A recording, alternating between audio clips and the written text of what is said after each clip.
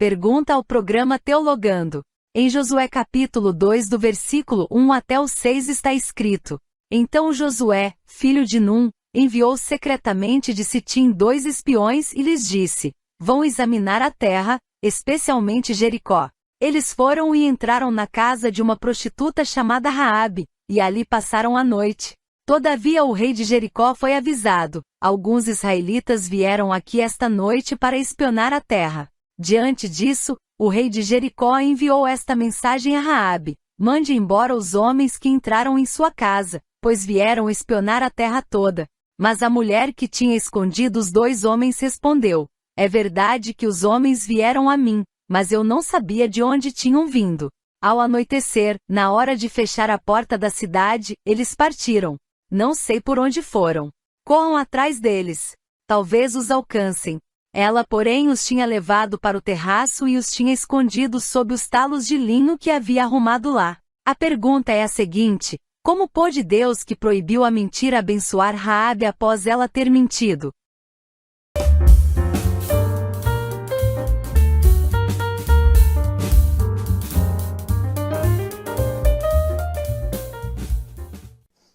Muito bem, essa é a pergunta para o quadro Teologando de hoje. Vocês ouviram o texto dizendo que os espiões, a mando de Josué, entraram em Jericó e se esconderam na casa de Raabe, que era uma prostituta. Quando o rei de Jericó deu ordem para que ela os entregassem aos seus soldados, a mesma mentiu dizendo que eles já tinham ido embora e não sabia para onde foram. Ao ler o restante do texto de Josué capítulo 2, veremos que quando o povo de Israel destruiu Jericó, Raabe e sua família foram poupados. Deus abençoa quem conta mentira?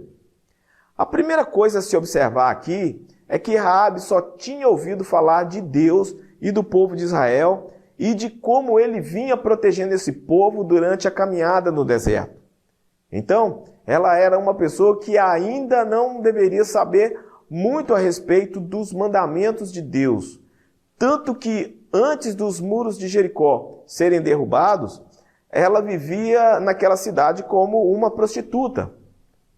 Quando ela se despediu desses espiões, disse a eles, está lá no versículo 12 e 13 do capítulo 2 de Josué: Jurem-me pelo Senhor, que assim como eu fui bondosa com vocês, vocês também serão bondosos com a minha família. Deem-me um sinal seguro de que pouparão a vida de meu pai, de minha mãe, de meus irmãos e minhas irmãs, e de tudo o que lhes pertence. Livrem-nos da morte. Podemos concluir que Deus salvou e abençoou Raabe por ela ter protegido esses espiões e os ajudado a sair de lá. Uma coisa que precisa ficar clara é que Deus abençoou Raabe apesar da mentira e não por causa da mentira. Deu para entender? Eu vou repetir. Deus abençoou Raabe apesar da mentira e não por causa da mentira. O fato dela ter protegido os espiões foi uma grande demonstração de fé no Deus de Israel. Ela acreditou que Deus destruiria Jericó, apesar de seus muros altos, e demonstrou fé ficando ao lado do povo de Israel, protegendo os homens enviados por Josué. Eu quero acrescentar mais uma curiosidade neste Teologando de hoje. Para quem não gosta de ler genealogia bíblica, pois acha isso muito chato, você pode ver que Raabe é uma das 3 mulheres que são citadas na árvore genealógica de Jesus em Mateus capítulo 1. Podemos entender daí que depois que ela se juntou ao povo de Israel, casou com alguém e formou família entre os hebreus. Eu espero ter ajudado. Esse foi o nosso Teologando de hoje.